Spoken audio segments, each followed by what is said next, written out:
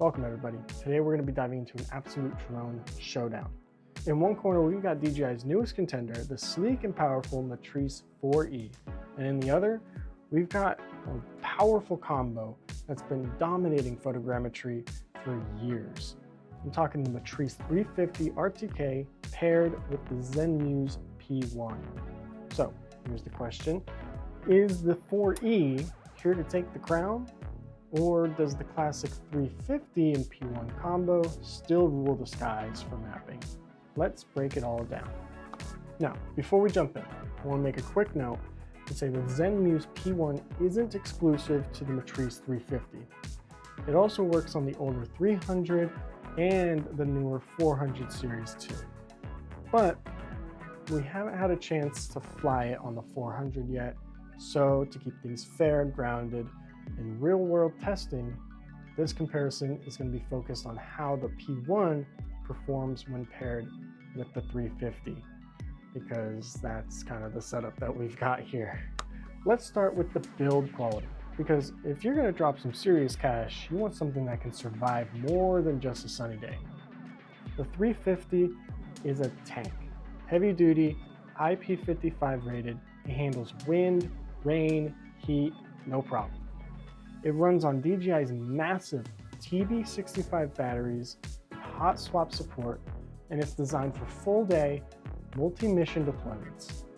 Now, the Matrice 4E, this is DJI's next-gen compact design. It's smaller, lighter, and way more portable. You can fold it up and toss it into places the 350 would never fit, but don't mistake small for weak. It's precision engineered with full omnidirectional sensors and crazy fast deployment times. Think of the 350 as a bulldozer and the 4E as a shovel. Both have their uses. Now let's get into cameras, because honestly that's probably why you clicked on this video. The ZenMuse P1 is a 45 megapixel full frame sensor built for high accuracy photogrammetry. Huge coverage, razor sharp detail, and when paired with DJI's RTK and TimeSync 2.0, you're looking at centimeter level precision. But here's the trade-off. The P1 doesn't really zoom. It uses fixed focus lenses, a 24, 35, or 50 millimeter, and you have to land and then swap them out to change your field of view. So yeah, no zooming mid-flight, but the raw quality, it's absolutely next level. Now, the 4E, they went with a different approach. It comes with a 20 megapixel 4/3 CMOS wide-angle camera, a mechanical shutter, and built-in medium and telephoto cameras, up to 112 times hybrid zoom, no payload swapping, no extra lenses, you just stay in the air. And thanks to DJI's smart capture tech, you can generate 3D models and point clouds faster than ever. If you want maximum flexibility and rapid deployment, 4E is incredibly efficient. But if you're chasing the highest possible fidelity and true survey-grade deliverables, the 350 and the P1 still take that win. Now what about flight time? The 350 RTK with the P1 on board will get you about 30 to 35 minutes in the real world, which is not bad for such a powerful setup. The 4E, being lighter and more efficient, can push that up to around 45 to even 49 minutes in the air. That's a significant bump, especially for field teams trying to maximize coverage on a single charge. Now for the software and other smart features. This is where the 4E really starts to shine. It runs DJI's newer Pilot 2 app, which gives you smart 3D capture, AI object detection, real-time planning, and seamless integration with Flight Hub 2 and DJI Terra. You can even process maps locally on the controller, which is crazy. Now on the 350, you're not going to get all the sweet AI perks that you get with the 4E. It runs on the older Pilot app, which works incredibly well, and it's incredibly intuitive, incredibly streamlined. And both drones actually support SDKs and third-party tools, but the 4E definitely feels way more refined right out of the box. Let's break down some use cases so you can know who these drones are actually for. The 4E is built for your fast-moving teams. It's ideal for mapping, inspections, construction sites, and public safety. Anywhere you want to deploy quickly, capture what you need, and get out. The 350 with the P1 is for deep, specialized work, large-scale surveying, orthomosaic mapping, utility inspections, mining, AEC workflows.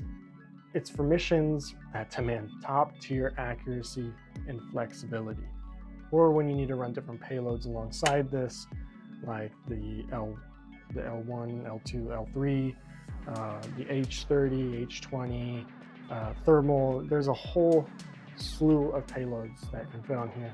All right, let's talk about price. Let's say you're thinking about jumping into the world of drones and you want to snag yourself a 350. You've seen the name, you know it's built like a tank, and you're probably thinking, how bad could the investment really be? Well, let's walk through that actual cost of getting the system mission ready. The drone itself is going to run you somewhere between $9,000 and $15,000, but for the sake of the video, we'll just round it to 12. Now, that's a big chunk of change, and that's just for the drone body itself. That's just the body. You can't really do much without a payload attached to it. So for another $7,000, we'll grab the Zenmuse P1. That is essential if you want to do some serious photogrammetry and mapping. The P1 typically comes with only one lens, usually the 35mm, but of course we want to be fully prepared when we're out in the field. So when we need wide shots or tighter angles for tighter detail, we're going to need a few more lenses. So for another $2,000, you'll definitely want to pick up the 24 and 50mm lenses too. And of course, we need power. Batteries. To even get this off the ground, you need at least 2. But if you want to stay productive all day, you're going to need more. Let's go for about 8 batteries. That gives us 4 full pairs, and at $700 a piece, that's about $5,600 just for the flight batteries. Oh, and if we want to charge those batteries, we're going to need the BS65 charging case. It holds all 8 of our batteries, which is great, charging them fast, smart, and safe. That's just going to be another $1,700. So by the time you throw in a proper hard case, maybe a few spares, maybe some professional insurance, you're very easily pushing $30,000. Yeah, it adds up fast. But you're not just buying a drone, you're buying a full professional grade ecosystem, one that is designed to deliver survey level accuracy day in and day out. So, is it expensive? Absolutely. But if your work depends on precision, reliability, and speed, the 350 system is worth every dollar. Now, after hearing all about the 350, the batteries, the separate payloads, the lenses, the charging case, let's talk about the 4E. Coming in at around $6,400, you get the drone, 4 batteries, charging hub, built-in wide, medium, and telephoto cameras, mechanical shutter, an RTK module built in, all of it. No payload shopping, no lens upgrades, no $700 batteries that you have to buy in pairs. You simply charge it and fly. And that right there is, I think, one of the main reasons this drone has become one of the most popular enterprise drones on the market today. It's clean, it's efficient, it's mission ready right out of the box, and it doesn't make your wallet cry. So, for my final verdict, after all that, is the 4E the new king? Not quite, but it doesn't have to be. What DJI did here wasn't build a direct replacement for the 350 and P1 setup. that would most likely be a 400 and P2 setup whenever they come out with that. They built a completely different kind of tool, one that prioritizes speed, efficiency, and simplicity without sacrificing capability. The 350 and P1 combo is still the go-to for deep mapping workflows, high volume deliverables, and modular flexibility. It's built for pros who need options, who need different lenses, different payload choices, and absolute top-tier accuracy.